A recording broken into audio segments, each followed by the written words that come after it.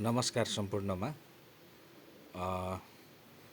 देशमा जतिसुकै परिवर्तन भए पनि आन्दोलन भए पनि आखिर आम सर्वसाधारण जनताको लागि कुनै पनि न्याय निसाफ नहुने अवस्था देखिएको छ।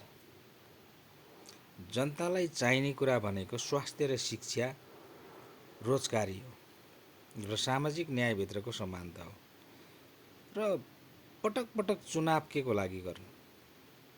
चुनाव गर्नुको अर्थ दलहरू भेला गरेर, डाका फटालाई भेला गरेर, त्यसपछि दलाल सामन्तहरूलाई, बिचौलियाहरूलाई भेला गरेर तलब भत्ता खुवाउनको लागि, उनीहरूले सेवा सुविधा राज्यका ढिकुटीबाट जनताका खुन पसिना चुस्नको लागि चुनाव गर्नु?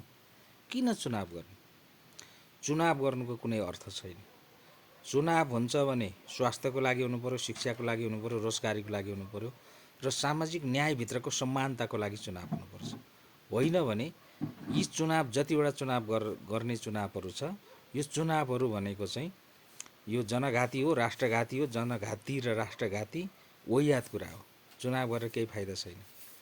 दलाल फटाहरूले, डाकाहरूले तलब भत्ता र सेवा सुविधा खाने नि चुनाव हुन्छ? जनताको लागि गर्ने हो भने शिक्षा र स्वास्थ्य, रोजगारी हो। यो समग्र राष्ट्रको विषय हो। आम नेपाली 3 करोड जनताको विषय हो। चुनाव गर्दा त्यो तरिकाले गर्नुपर्छ। जतिसुकै आन्दोलन परिवर्तन भयो भने के परिवर्तन हो? स्वास्थ्य र शिक्षा जहाँको त्यहीँ छ, रोजगारी जहाँको त्यहीँ छ। अर्काको देशमा गएर काम गर्नु परेको छ, देश चलाउनलाई भिख माग्नु परेको छ, बेकारीहरू भएर चाहिँ भिख माग्दै हिँड्नु परेको छ, उत्पादन ठप्प छ। यस्तो पनि चुनाव हुन्छ? के को लागि चुनाव गर्नु? यदि चुनाव गर्ने हो भने स्वास्थ्य, शिक्षा, रोजगार, सामाजिक न्यायभित्रको समानता, यो कुरालाई ग्यारेन्टी गरिनुपर्छ चुनाव गर्ने हो भने। होइन भने चुनाव गर्नुको कुनै पनि औचित्य छैन। धन्यवाद।